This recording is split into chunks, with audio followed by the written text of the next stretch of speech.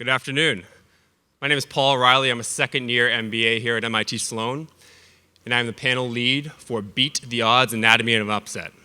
We have a great group of panelists here today. We have Roland Beach from the Dallas Mavericks, Pete D'Alessandro from the Sacramento Kings, Doug Glanville, former MLB player and current ESPN analyst, Zach Diossi from the New York Giants, and the panel will be moderated by both Peter Keating and Jordan Brenner from ESPN. The panel will run until 4:40 p.m., and we will leave approximately 15 minutes at the end for Q&A. If you have a question, go to our app, find the Q&A function, and select Beat the Odds panel. With that, I'll turn it over to Peter and Jordan. Thank you all for being here today. Peter and I have written something called Giant Killers for 10 years now in ESPN the magazine, where we look at college basketball upsets in the NCAA tournament. And it's sort of become an analytical certainty to us, at least in college basketball, that high variance, high reward play leads to upsets. So it got us thinking of, well, can we expand this across the sports world? Does football have the same sort of tendencies in when good teams lose to bad teams? Does it work in baseball? Are there ways to transfer this? So we're really pleased to be joined with such a distinguished panel. And I guess what I really just want to start out with you guys first. Each of you could just sort of tell me about the biggest upset you've each been a part of in your careers, and then we can go from there. Zach, you want to start? Sure. I guess would be my rookie year in 2007. We faced off against the Patriots, and we beat the undefeated team. That was certainly the biggest upset I was ever part of. That's a good one. Doug? Well, I'd probably have to say the Chicago Cubs, even though we're known for the Steve Bartman incident, so to speak, in 2003, the series before we beat the Atlanta Braves, and we won in Atlanta, and that team won 101 games, and I think we won 88 during the season. So that certainly stands out in my major league career. Pete? The 86 Sunrise Little League. No, we were in 06, 07, the We Believe Warriors. We were the A seed, and we unseeded the number 1 seed, Dallas Mavericks. And Roland, you got revenge not necessarily on Pete, but experienced the other side of that a little bit later on, right? Yeah, I mean, we beat the Heat in 10-11. Although the Lakers in the second round might have been viewed as the bigger upset. They were the 2-time defending champion. But we don't think of ourselves as the underdog necessarily. But it's viewed as an upset. The rest of us did. So. The rest of you did, so yeah. The rest of the world. Well, let's talk a little bit about, in those big upsets, whether you played any differently than either during the regular season or at other points against other opponents. Was there something special about the way you played? Let's take Zach, let's start with that. Against the Patriots, what was different or special about the Giants in that huge upset? Well, in 2007, we had, just like every other team, 2 weeks to prepare, and we had faced them the last game of the regular season, and we were really close. They ended up beating us by, I think, 3 points or whatnot, but it gives us sort of momentum moving forward into the playoffs, which carried over. So when I'll never forget looking around at my teammates, we were sort of giddy and happy to be here, but we say, okay, now we're going to face the Patriots again. What are we going to do? And the game plan came down from upstairs, and we noticed that they're going to let our D-line run, and they're going to let them off their leash and let them eat. So the game plan that way changed, because every single week in football you have to sort of focus on what your opponent's strengths are and try and defeat that, and then strengthen whatever weaknesses you might have. But we knew that our only chance to beat the Patriots was to not let Tom Brady pick us apart, and the only way to do that is get to him, which is not anything monumental, but it was the only formula and only chance we had. So take away those short, intermediate routes, let our guys eat, those 4 D linemen, and it's a big gamble, because you're leaving. If it doesn't work, Tom Brady's going to make you pay, like he does so many times. So fortunately, we gambled, and we gambled right that day. You want to talk about how, that is, although that's the way the Giants had been playing, that's the scheme that came down, that does define one type of high risk, high reward. Yeah, it's just, you as an underdog, you have to confide in the fact of whatever strengths that you might have. And having that sort of chip on your shoulder mentality as an underdog will sort of allow you to fully commit to whatever game plan is put in front of you, especially when you have that momentum carrying through the playoffs. So it was just a perfect storm of confidence, respect for your opponent, and also a game plan that I'm sure all the D linemen were praying for, and it all came together. Does that have anything in common with how you beat those Braves? Well, there's certainly a lot in common when you think about what our strengths were going into that series. We had electric rotation. You're talking about Mark Pryor, you have Kerry Wood, a young Carlos Zambrano before he broke the cooler apart with the bat. And, so this was a really pitching-rich team. And, going in, we knew the Braves had a phenomenal offense. And then Greg Maddux wasn't exactly at his best. They were a team that walked a lot of hitters. But one of our best power elements was the fact that we mixed and matched really well. You think about the Oakland A's in sort of our recent times that could mix and lefty-righty platoon. They just had a deep bench. So that September, they called up, literally everybody and their dog. We had 40 guys. There was no room on the bench. But we were able to use players and put them in different positions of success. And I think going into the postseason, once the roster was pared down, we still had a lot of those other guys around for emergency. And people were familiar in different roles. They were able to kind of see themselves see their own success in all the possible scenarios. And I was actually the emergency infielder, by the way, which would have been a total disaster. But we were pretty aggressive in that one of the games they pinch hit, Dusty Baker pinch hit for Alex Gonzalez, literally like in the 5th inning or something really early on. And then I knew I was one injury away from playing shortstop for the first time in my life.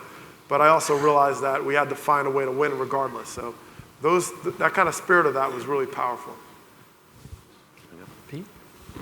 Yeah, I think what made us unique is our coach, quite frankly, Don Nelson. So when you talk about what we did different in the playoffs, we did something different every night. Even in the regular season, not to get away from the Dallas thing, but he would have Al Harrington guard Yao Ming on a regular basis. I think in that series, what he did was he really highlighted mismatches is what he does, and using Baron Davis, who is basically a walking mismatch. Everything he does is a mismatch, and having a Don Nelson with Baron Davis to kind of exploit those things was huge. And playing small on Dirk Nowitzki, taking a Steven Jackson and guarding Dirk.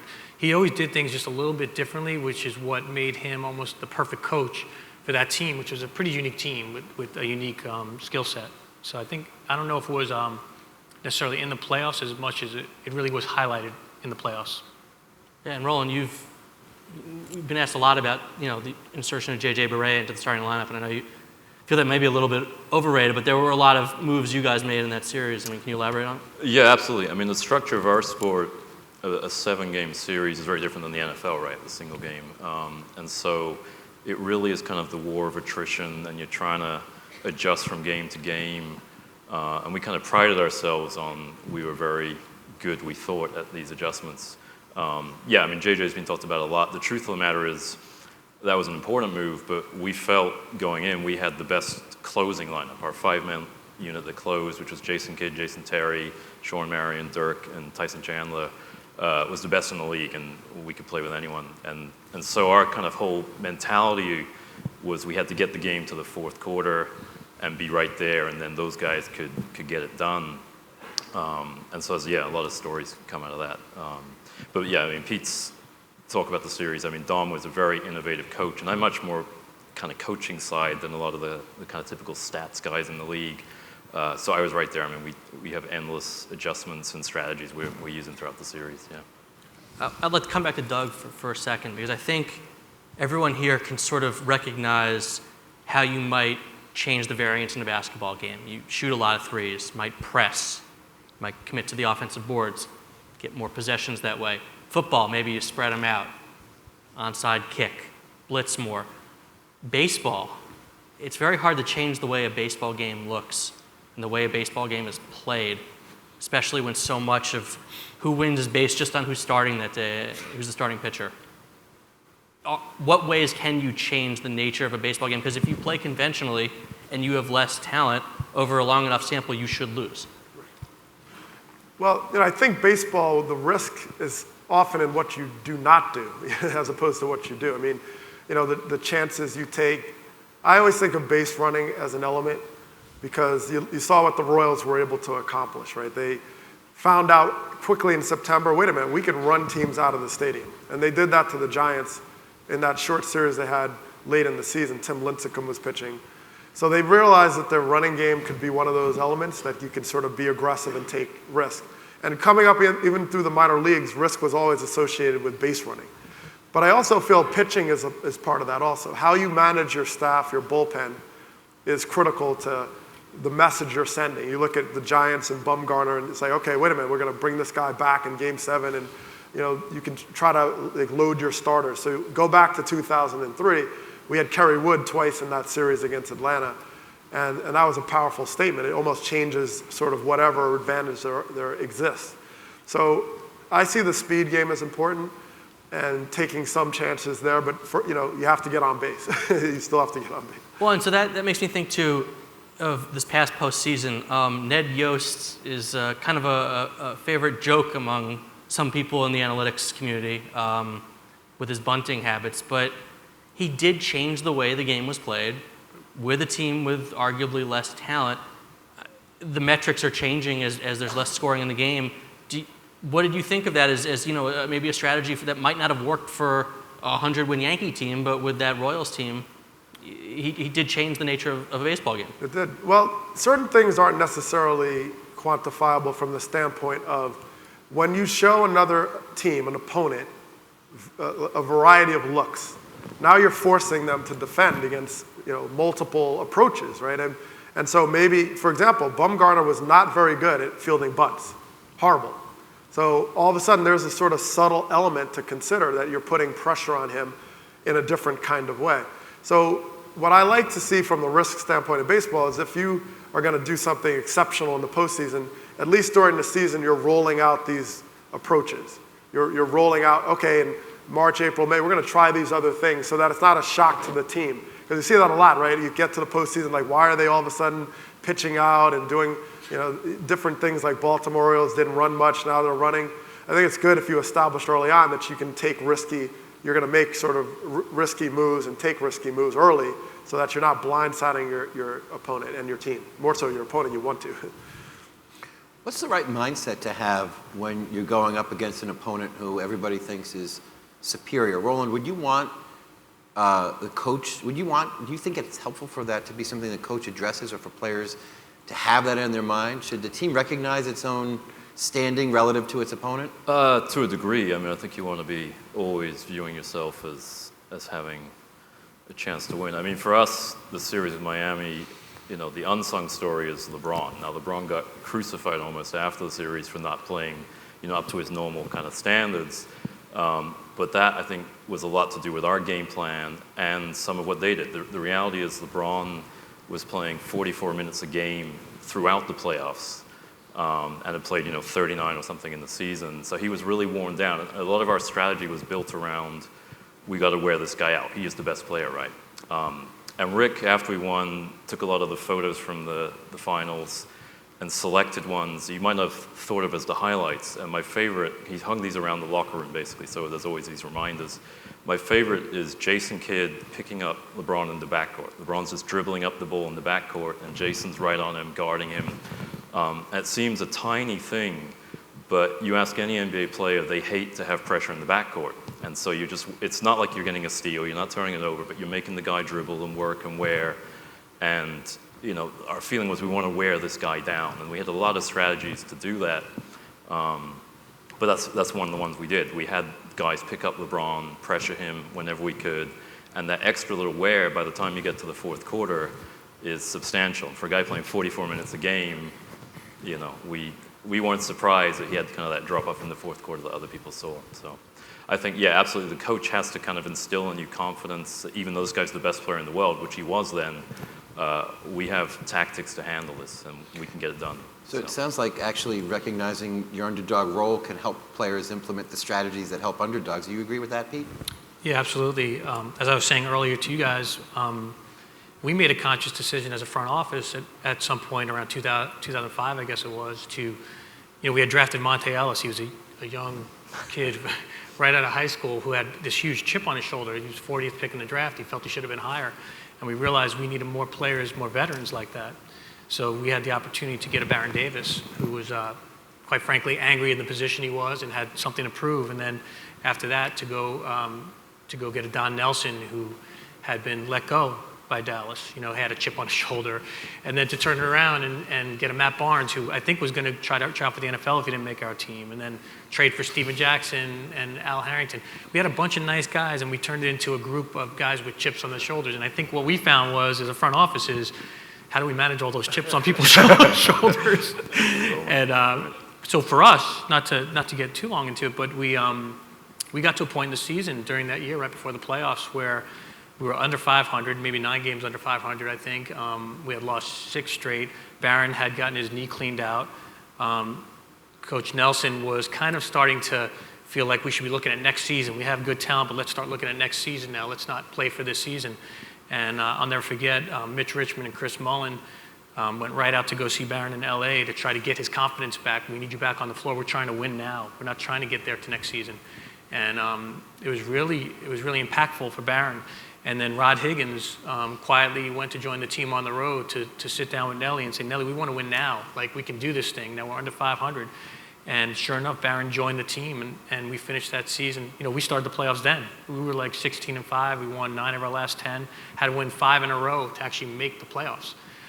So I actually think we had a little head start on you guys too, because we were playing playoff basketball for that whole period of time, and we went from 9 games under 500 to 42-40 record, and yeah, you can make the playoffs with 42 wins back then in the Western Conference, which the next year we had 48 and didn't make it. So go figure. But yeah, so I think that chip on the shoulder mentality, we by design we chose players like that, but then realized players and coaches need to be managed as well, which made it a little more difficult for the front office, and we learned that as kind of on the fly. Zach, you had a similar situation, getting hot at the end of the season, the first Super Bowl championship. And along a similar line, you had to know how good that undefeated team was. Did you guys look around the locker room and say, we might not be as good as them, but here's where we can beat them? What was the mentality in viewing yourself as much as viewing them? The belief in each other was there. And, the thing that happens when you're labeled the underdog is there's different dynamics. Obviously, the chip on the shoulder, which is a huge driving factor for NFL players. Like a room full of alpha males, you can imagine when you say they're not good enough, you can imagine how that motivates them, especially when you're putting the pads on. So there's that. Then there's the, we have nothing to lose sort of mentality that factors in also. Here we are in the Super Bowl playing the best team, arguably, in the history of the game, and well, got a chip on our shoulder, we have nothing to lose now. So, and then the other part is, it's important to have that balance. I think Coach Coughlin does a great job of balancing when, the night before game, we'll put up all the NFL analysts on the major networks. They pick each team for each game. And, it's obviously all Patriots selected by the analysts, which is great because we know that we were already labeled. This just confirms it. It's the night before the game, can't sleep, and this just gets us so fired up. But it's important not to think that you can't match up talent-wise. That's the fear of playing the underdog card too much when you're labeled that. Instead, you just put those pictures up, don't say any words, then just look around at each other and say, no one else believes in us except for those in the room right now. Doug, you had a really similar experience, right? An interesting one with what your manager tried to do, yeah? Well, it's funny, actually, I just thought of another experience in playing in Puerto Rico.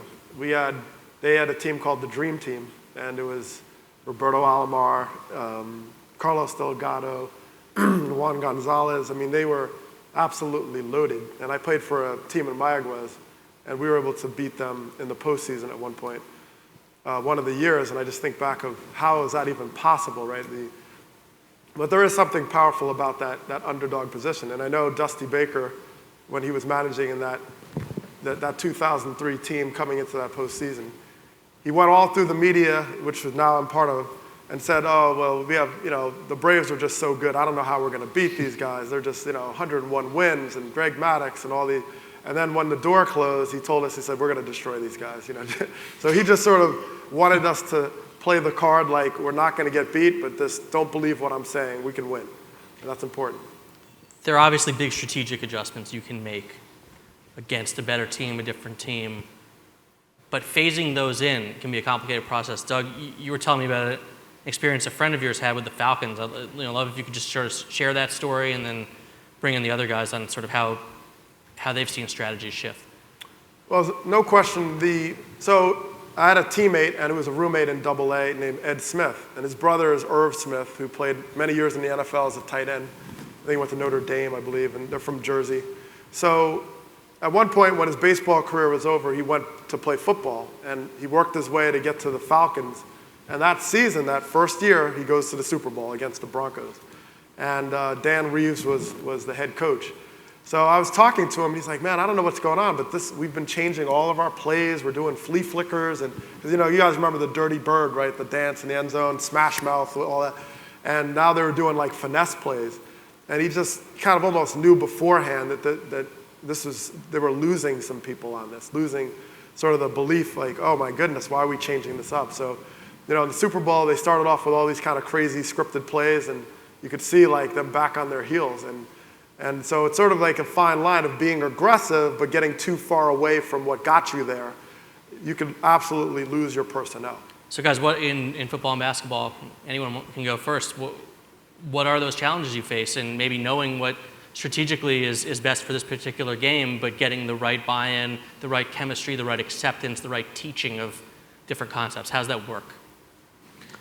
I mean, you have to have the right kind of culture already established with your team. I mean, basketball, again, it's very much an adjustment kind of league in the playoffs. I mean, you often see these series that go back and forth. Each team oscillates who's winning. And yeah, I mean, for us, like the Jason Kidd thing, picking him up in the backcourt, you're talking about, I think he was 37 at the time, picking up a 26-year-old superstar, and it's extra work for Jason. So getting him to commit to that little extra work is something the players have to buy into, and it comes from, a season-long progression of things. I mean, in season, I think we try and simplify our tactics a bit and keep it a bit more constant.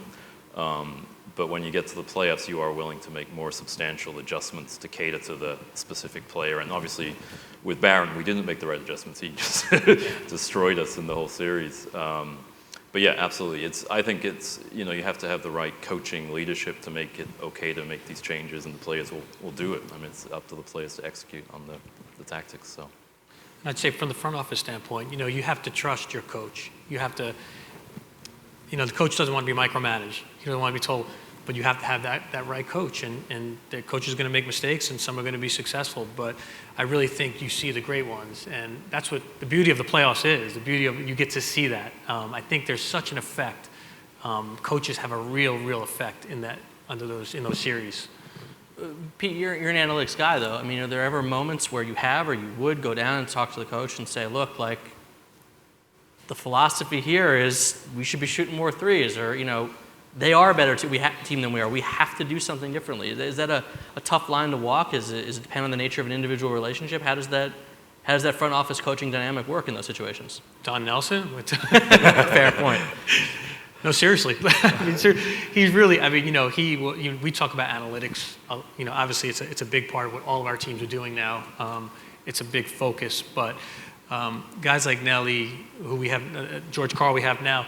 These guys thought the game that way always. They've always thought the game that way. We're now kind of putting a frame around it and kind of understanding more of why it is. But when you look at the great coaches, they've always had a grasp for those things. And it makes your job a lot easier in the front office when you have those coaches. Now, during the season, of course, we have Dean Oliver that works for us now, and he's constantly sending things out and reports and kind of analyzing and it helps me when I'm looking at potential players for us. And it does help the staff, because we have a staff now, and we had a staff even then that was very open to ideas and things. But at the end of the day, on that floor, coach has got to make those decisions. Zach, I think Tom Coughlin gets the rep of being conservative, which it seems sort of strange. I think people forget even that he's an offensive guy, right? Well, I mean, we've only run one fake in 8 years. Punt, You're just so dying for that, that was too. in preseason, yeah. But no, I mean, even in the good years, there's ups and downs. You're going to win some, you're going to lose some, and you can tell when the coach truly has the autonomy over the team in terms of package install and message, et cetera, even outside the line sort of play calls in pivotal moments of the game. And I think all you touched on, it all comes down to giving that autonomy to the coach and making sure that he has the right to make that decision, because the hierarchy stems from there. When management gives him that sort of freedom, we will totally buy into, because there's no disconnect. We know that his message is coming from there. And when he installs the package, and when things are bad and people are looking around to figure out what, maybe is it the package that's being installed is bad, or is it us? Are we not doing our jobs? But it all comes back to us buying into whatever's being delivered to us. And the only way you can succeed in the NFL is by fully committing and buying into the coach's plan. But you're a human. There have to be moments where, well, this is crazy. What's the old man doing now? That's when you roll the dice and you ride with your coach, and that's the beauty of the game. I think that's why a lot of us are drawn to it. It's why all the fans are drawn to it. It's just, if you don't have that conviction in yourself and in your coaches and teammates, then you're done before the game even begins. What kind of players are best at leading teams to overcome superior opponents? Pete, you talked about putting a roster together of guys with chips on their shoulders. You could imagine situations where a player might be smart or coachable or versatile or a specialist, depending, based on what all you guys have been saying. There are only a limited number of superstars that go around. Other than being a superstar, what kind of, it could be an inspirational thing. What kind of player is best at leading a team, in your experience, to overcome a superior opponent? I haven't found a singular answer to that. I don't think it's any different than everyday life about people you look to. You have a team. We have 25 guys in baseball. At any given time, this is one of the best advice I heard from one of my coaches. He said, everyone in this room is going to carry this team on your back at some point. At some point, it's a given. I don't care if you're the 25th guy on the roster and you just get a stretch of pinch hits, or you're a long man in the bullpen. So leadership comes in so many different forms and facets. And I've looked to guys like Ryan Sandberg, who didn't say a word, right? He didn't say much.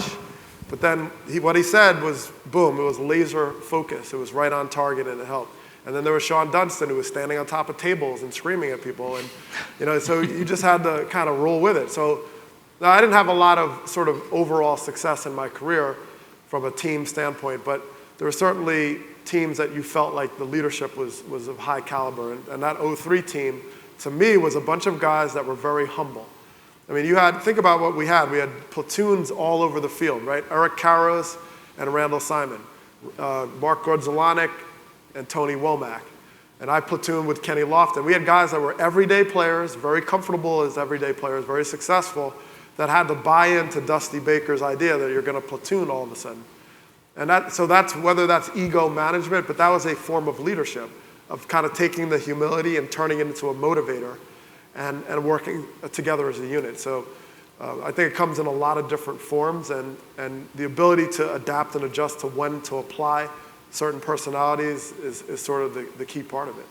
Yeah, we kind of wrote on that theme a lot, that we were a team with all these different guys in different roles who were all going to contribute, versus the Heat, which were 3 stars and these kind of individuals. And it was their first year together. They were still kind of going through some of the growing pains.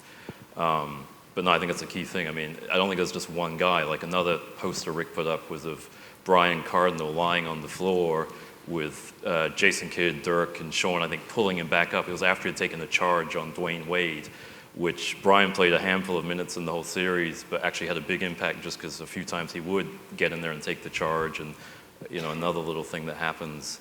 But our team, we had all kinds of personalities. Jason Terry is one of the irrational confidence guys, right, who will just shoot and miss and keep shooting. And he was huge in the finals, particularly. In many, many moments, he was kind of he's a fiery kind of leader type. Dirk is a very quiet, guy most of the time, but will rise up to the occasion. Tyson's more the vocal guy. So you need a whole collection of guys who accept their roles within that, and then you've really got something special. But do you have, I guess from a basketball standpoint, and forgetting out the mental aspect of the game for a second, are there certain, you might be able to take this, are there certain kind of guys, skill sets that you want, maybe they're a wild card? I'm thinking even a J.R. Smith, right, who you know in a short series like that, he might win you a game, shoot you out of 3, but if coach knows how to utilize these guys right, guys who can just turn it on against seemingly better people or a specialist of some type, a unique sort of shot blocker, in roster construction, how do you give yourself options? Yeah, I think players, and maybe this is from where I come from, but players who are easy to exploit mismatches on. Like we go back to Barron again. He's a guy that you could play him in the post. He might have been our best player in the post. He was our point guard. So when you can have a player like that in a playoff series, that can be very impactful for a team. I do think getting back a little more to the big picture is, and Coach D'Antoni spoke about the other day, players who make their teammates better. Mm-hmm. And I think, that team, that We Believe team, it really was We Believe. Those guys rooted for each other. I mean, you had guys that you would think in other places they were called selfish. But when they were together as a team, there was such a chemistry there that they actually, Steven Jackson loved hitting Andres Biedrins for a dunk. I mean, almost every time. He'd rather get that assist. Yeah. And I think Coach Nelson did a great job of pulling that together, but these guys rooted for each other. And so I think like those teams that, whether it's a team that wins a championship like you guys did, or a team that wins the first round in an upset, there's always a component of, I enjoy watching my teammates succeed. And that's one thing I've noticed throughout my career. You begin to get a sense of why this is rare, because you're talking about intelligent coaching and unselfish players who play particular roles very well, but also don't mind the fact that they're role players playing together. That's a lot of items on a menu to put together, but once you put it together, that's real, those are the ingredients for a magical team. And I think when you put it together, I think that's what the fans love. When they see teams that are really rooting for each other, the guys on the bench jumping up and down, the fans, and you can't underestimate the value of fans in these upsets. Like, we had 12 years of no playoffs. We had a fan base, you talk about a chip on their shoulder, they had a chip on their shoulder. So they bought into that belief and that whole, they started the We Believe thing. A couple of fans tried to, I think, claim it was their expression. I grew up in New York, and I think the Mets had it first in 60. But really, like, that's how they believed it was theirs. Like the whole slogan. So, to me, I think the fan base is huge when it gets right down to it, and you can't overlook that. Well, that's a great point. Obviously, we've all seen studies. Refereeing is influenced by home crowds. Energy is influenced by home crowds. Home field advantage exists. So, Zach, you guys did all this on the road, those playoff runs. What sort of compounding factor was that? Well, and how did you overcome it? Well, when you're on the road at football, even at home games, you stay in a hotel with the team the night before, and you do your same exact meetings that you do on the road. But for whatever reason, when you go on the road, at least in my tenure with the Giants, there's suit and tie. If your tie is not tight, then you're going to get fined. If you're not dressed, probably going to get fined. It's business at 8 a.m. You know what I mean? Off season. So it's there's a different mentality, not a different mentality, but there's a laser focus that happens when you go on the road. And obviously, when you're in the playoffs, you're already filled to the brim with emotions and hopes and dreams, and so that fueled with that. Going on the road, even more of an underdog situation because you're facing their home crowd. All the odds are against you. It's the classic David Goliath situation. It just feeds the whole fuel, the fire, and then you take a guy it takes a bunch of people to have that perfect chemistry in terms of leadership to engage this underdog sort of temperament. And you have Michael Strahan over on the defense, yelling at the D line, and as defensive players do, hitting each other and saying, you're the best. I'll never forget him saying to O.C. Umenard, "You are the best D lineman I've ever seen." This sort of fake it till you make it mentality that sort of you feed off of in the moment of passion. And then you look over at the offense, and led by Eli Manning, and he's already gone through every single scenario that could ever even possibly happen two weeks ago, and he's just ready to get on the field and accept whatever challenge comes his way. And it's, you got the defensive mentality, which is what it is. Then you get the offense, which is, even more focused, ready to react and do whatever they need to do to get the ball down the field. So, and then the whole idea that the entire world's against you during that pinnacle moment is indescribable. Doug, can you even hear, does the crowd even matter in baseball? You're in a different stadium. I mean, at the end, it's a guy with a bat and a guy with a ball and that one-on-one matchup. Well, I mean, when you're locked in, you don't hear anything. And when you're struggling, you hear the popcorn guy and the peanut and all that stuff. So it's definitely a different world. Now, I played in Wrigley Field, amazing, especially as a home player, the intimacy.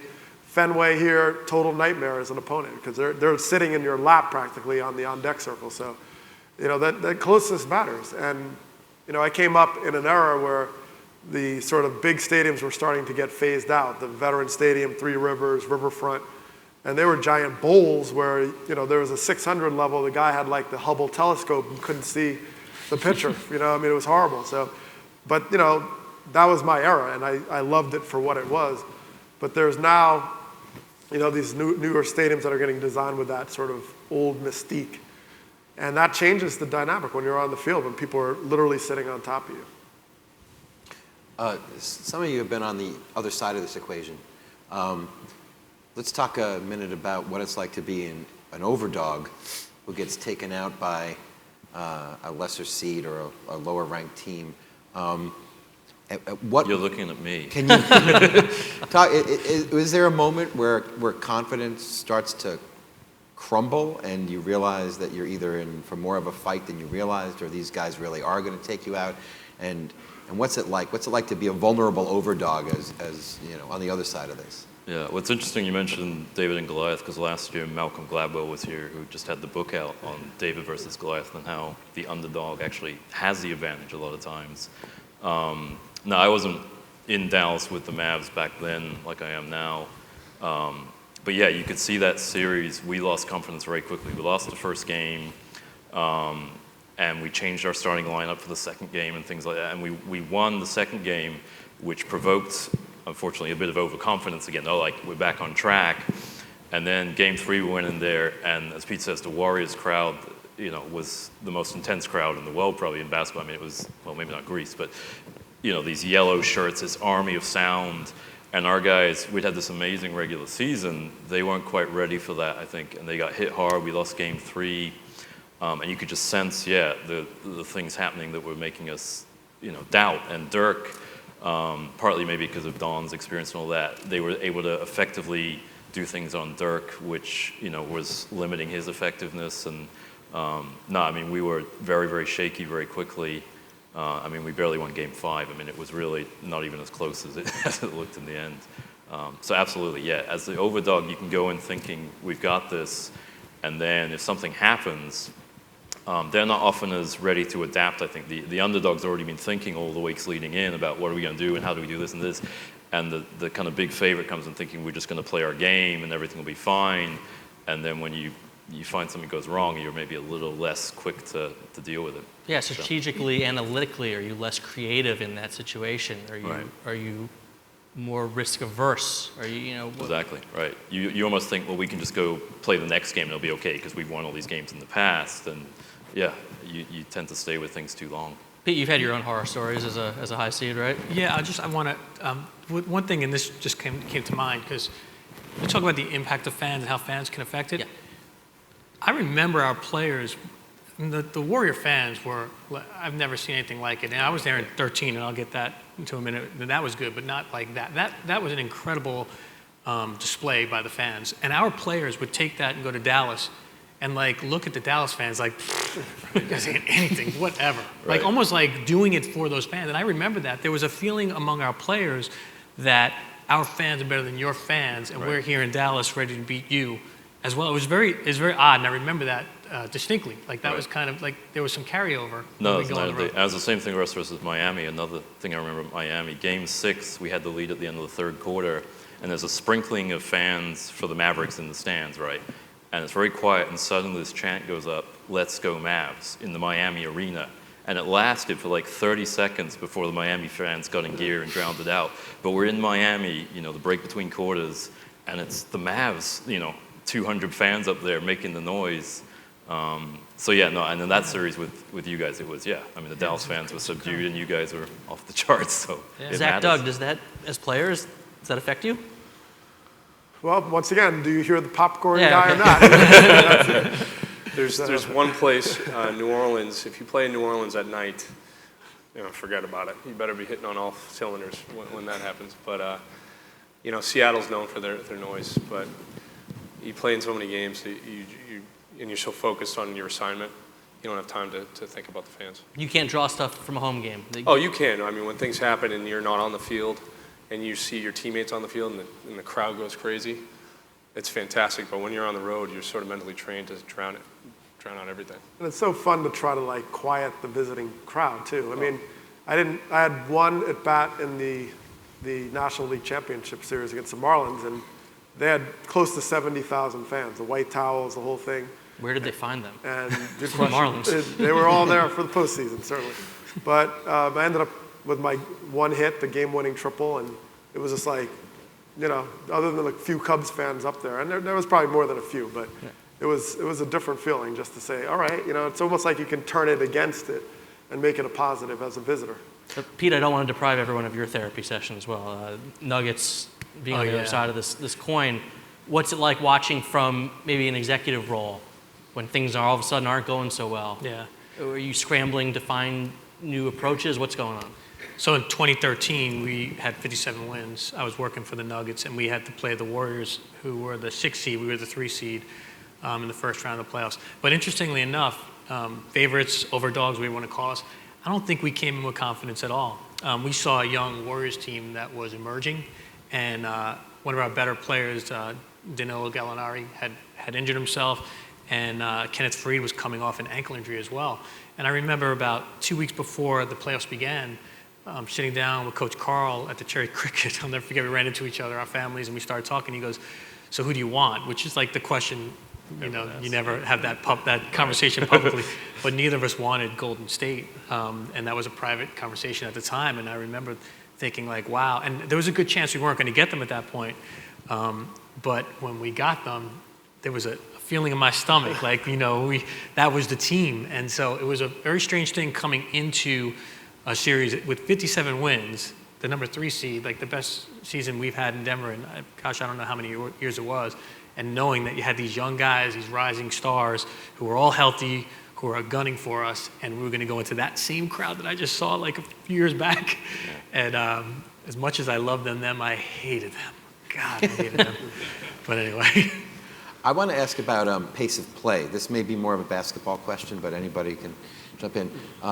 Analytically, if you're playing a better team, you probably want to keep the game as slow as possible, because the more possessions you have, let's say in basketball, the wider the gap is going to get between the other team and you. On the other hand, we're talking about strategies that are risky and aggressive and kind of amp up your energy. Would you rather have, if you're playing as an underdog, would you rather have a kind of grind it out, keep things close, hang in there feel to a game, or we're going to press, crash, go crazy, maybe be a little more reckless than we ordinarily would be type of game?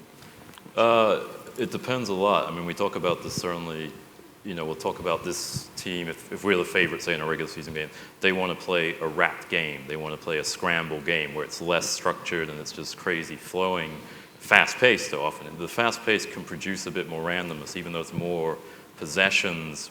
You get more turnovers, you get more fast break points. That can kind of even out some of the supposed favorite superiority. But it depends on the team. You have other teams that like to play a really slow, brutally physical game. I mean, the Utah Jazz have been a team that for a long time has been a very physical team with Jerry Sloan, particularly as a coach. And even when they weren't very good, you knew going in there it was going to be this really physical, kind of slugfest type of feel for a basketball game. So no, it depends on the personnel and your situation. But yeah, you can alternate which is actually effective for you. Yeah, I think you have to be a little gimmicky when you're the underdog, and that could mean one way or the other, depending on where your strengths are Right. and where those mismatches lie. So, yeah, I would agree with that. And excuse me, in football, there's the three quantifiable statistics that most of the professionals argue about: turnover ratio, time of possession, and average field start. If you win those three, you win the game. But if you're going against a high-powered offense, how do you slow them down? How do you win the time of possession? Because usually when you have the ball that long, you're controlling the game. So I was talking to my old man, who was part of the 1990 Super Bowl Giants, who played the Bills with the, Jim Kelly, all those Under Reed, all Thurman those. Thomas. Thurman Thomas, thank you. Lofton. High-flying offense, and their game plan was to take the ball away from them, or not take it away, but keep the ball out of their hands. They, after they beat them, they had a 40 minutes time of possession, which is ridiculous. And they said part of their game plan was not just the X's and O's, but to make the tackle, then another guy jump on, then another guy jump on, and then slowly roll off. Standard 2-minute procedure when you're on defense, but they did it the entire game. When the ref places the ball on the spot, LT or my dad would sort of accidentally kick it out of the way, so they have to scurry and go get it. I mean, every second counts when the clock's running. So Right. you can get away with a lot more back then, but it does factor into sort of time management. Doesn't that cause a problem maybe for an offense, though, that might be based on a quick passing game, big plays, but maybe all of a sudden they're facing a juggernaut? You may not have the personnel to play power football and keep the ball. What do you do in that situation? You do whatever you have to do to outsmart them. A little bit of luck sprinkled in there, which always factors into every single game. You hand the ball to Otis Anderson. Yeah, you do. yeah, and then keep the ball. Don't turn the ball over. That's a protocol for top dog or underdog. Are there ways you can scheme on defensively? We know how to do it in basketball. Baseball, there's no such thing. In football, can you scheme to create more turnovers on defense? Well, there's two ways to do it. You either blitz the quarterback more, or you drop more into coverage and let the 4D lineman rush, or 3. But there's sack turnovers or the sacks happen as a result because the defensive backs are covering the receivers like glue, or there's OCU maneuver, patent and swim over move. In terms of scheme on how the only way you can get more turnovers is if you every single day when the ball is on the ground in practice, even in jog-throughs or walk-throughs, if that ball is on the ground for whatever reason, you're instinctively as a defensive player, you're coached to pick it up and start running hopefully in the right direction, but a direction nonetheless. And that's why Seattle's so good. I'm sure they do that every single day. They're ball hawks, and you see them stripping, gnawing, biting for the ball, whatever you can do. So you got to ingrain that in from the beginning, though, which goes back to a lot of things we talked about earlier. All right, we have some questions from the audience. Thank you for submitting and voting. Here's the one with the most votes. It's an interesting question. When you found yourself on the wrong side of an upset, how did you move forward from the experience? Dark. Yeah, who wants to take that dark, emotional question? Good. It's a good question. I mean, I was in the Cubs after we beat the Braves. We lost to the Marlins. And we felt like, certainly going into Game 6 at home with Kerry Wood and Mark Pryor and Kerry Wood, we felt very confident, probably maybe too much so, that we should be able to win it. And so it's difficult. I know for 24 hours after I got back to my apartment, I was like immobile. I was exhausted because pretty much it took us months just to get into the postseason, and then to go through the postseason, you're just sitting on every single pitch. So it's very draining, and I cleared my mind. I went to South Africa, and with my professor from college, and I did all this stuff. And you know what? There was another tomorrow. So that's what I kind of relied on. I took a new job with the Sacramento Kings, but that wasn't the reason, I guess. It's hard. It is hard, and we soul searched as a staff because I was there for a little while before I actually did leave. And it's hard because you have a record-breaking season for us, and where do you go? Where do you go from there? And so there was a real soul search for us, and I didn't get much further than that because I did have an opportunity to join the Kings, but it's a really lousy feeling. It really is. I'm guessing at some point you can argue to the players or feel as a player that this is one more step and it's a step up even though you lost and it's a building experience. But I guess also after a couple of those, that's hard to sustain. Well, it's always a tough pill to swallow, especially at this level, but any loss for that matter. But if you're the underdog and you lose in a big game, you take your time to digest it. That's, it eats away at you. Good years, bad years, whatever faults that happen. But the most important and critical thing is, which Coach harps on all the time, is being self-aware and learning from whatever happened in the past, good or bad. Mostly we focus on the bad because that's easy to coach. But if you're not self-aware and truly self-critical with yourself in terms of evaluating your performance and whether or not you're doing exactly what it is your coach should do and what your teammates expect you to do individually, then usually you hear this after a big loss like that or some sort of loss or bad game. And if you don't have that ability to be self-aware, then you're just going to keep perpetuating those losses. We see this in college basketball all the time, where we'll be rooting for an upset and we'll be watching a team on the verge of pulling one off, but the same things that sometimes get you within striking distance of a better team go clang, and you can almost visibly see a team not know whether to stick with what they've done or go back to their traditional ways of playing. The question from the audience here is, how does the mentality change when both teams sense an upset is happening? How does the underdog avoid a letdown or late game collapse? I mean, you can either take that as a late game or a late series, but once you're on par with the better team, what happens mentally to both teams? Yeah, Zach, you must have seen a look in the Patriots' eyes at some point of that game. I think they were just as dumbfounded as we were, and in one direction we were the other. So it's sort of the culmination of all the thoughts that we had, everything that we talked about tonight, and then it's finally we're at that jump-off point. And fourth quarter, it's close. We have a chance to do this. It's happening. One-handed catch off a helmet, so it's just. Then you start looking around at your teammates, and then all those emotions that you have, it just overwhelms you. And then you look at the other team, and you wonder what they're thinking. And I've been on that side when we lost the Eagles in the playoffs, and you're thinking, oh no, please no, this is our worst fear, something that we never talked about, something that nobody, I'm sure that the Patriots were very well prepared. They were one of the best teams to play, but I know from our vantage point when we lost the Eagles, no one talked about us losing this number one seed, second round playoffs, and it happened. And it's immediately when it's time, it just immediately goes that way.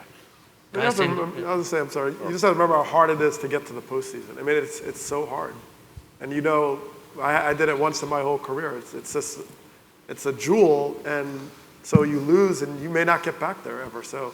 I think that's the devastation. Guys, you too, Pete, Roland, you're on either side of it. You're at this moment, and this is real. This could happen. Things are going in slow motion a little bit. How do you continue or fight off what's happening? What seems inevitable almost? I think going back to what you said, I'm sorry. When you won that next game. Now we're tied. Now it's even. Now we're going back to Golden State to play. And I think there's such a slim margin in this in sports. It's so slim. So it's always something. It's either a coach that's motivational or one player that can do that one thing that inspires his teammates. And us, I honestly thought it was our fan base then, because you guys got there. I mean, I was telling you, and I think Mark Cuban complained when their bus would pull in the tunnel. We literally had fans leaning over the tunnel, cursing at the players and screaming at them in the most intimidating way, and Mark was right to complain. It was too much. The guys are coming out, you guys going to pelt us with rocks or something? And so I think there was that energy of that fan base that kind of got us back there. We had that win, and then it just continued. But there was, from a front office standpoint, oh boy, it's tied. All they got to do is win one back in our home, and that's it. So it's you get that nervousness always, but I think our fan base actually helped us. Right. Well, I think the whole theme of this is kind of so tied into why we're actually even here at the Sloan Sports Conference. This notion of the upset is what we're we're playing for in sports, right? You're dealing with this, I've got to find the edge that helps us beat it. And yeah, I mean, it's obviously there's this oscillation in the NBA, particularly from game to game, of who's got the edge and who's got to make the adjustment. And it's like, you got to believe, foremost, you can get the upset, right? And whatever way it's going to happen, and there's all these triggers. But I mean, your point is, it's so tenuous, all this stuff. Like, people forget, we beat LeBron the next year, they were down 3-2 to Boston, going back to Boston Game 6. If they lose that game, people just crush LeBron again, they probably write off the Heat, and maybe there's trades made, and it's so fragile, all these things. So you have to really seize the opportunity when you got it, as you guys did clearly with that series. And but that's also what keeps me going, and that's why I'm a little sad at some of the events in my sport where people are kind of taking a very long-term view of, okay, 5 years out we might be good. I mean, I think you have to recognize, you can't predict 5 years out. I mean, it's the whole black swan theory, if people have read that book, but it's like, there's so much unpredictability in this, and things like, you weren't even in the playoffs that year with like a month to go, right? It's like, you've got to keep believing until the end, and then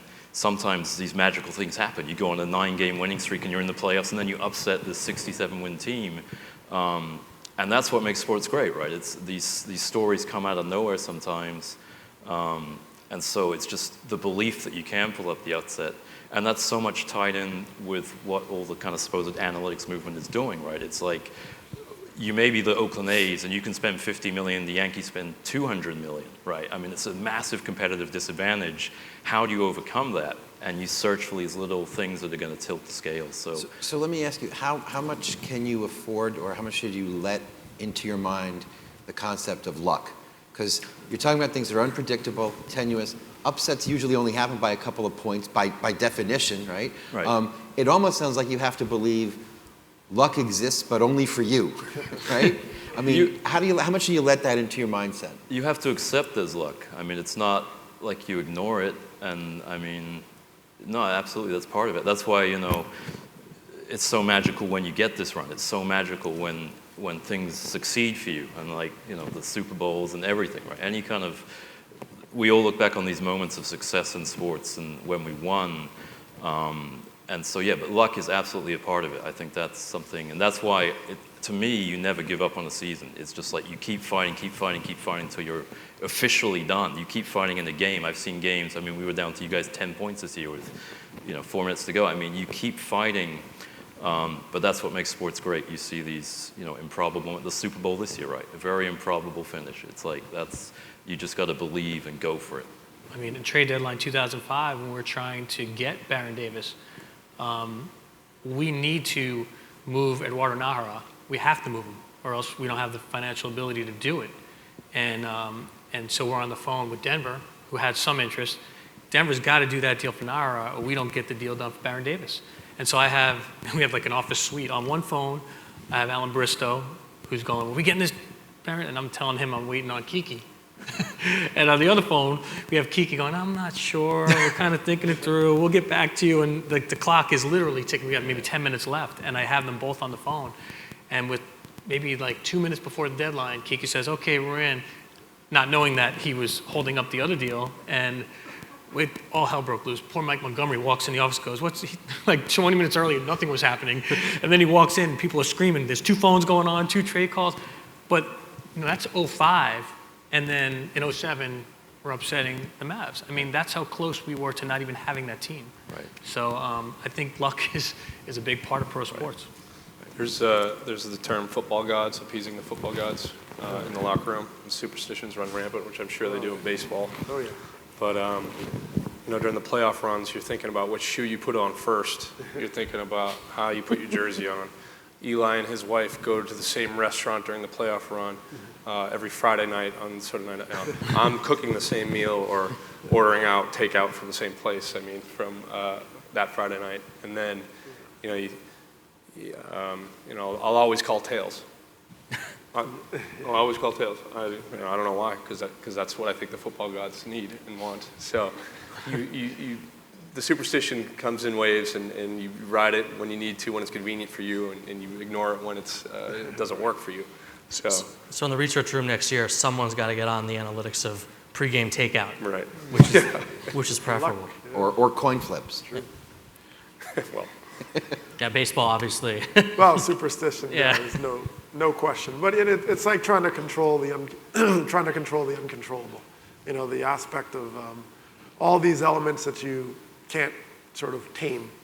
And, you know, you do the best you can with what you can control, and the rest is sort of out of your hands. I think It's like the ticking clock. we have 42 seconds left. So I think what we're going to do is thank everybody for coming. All right. And thank you for a great panel.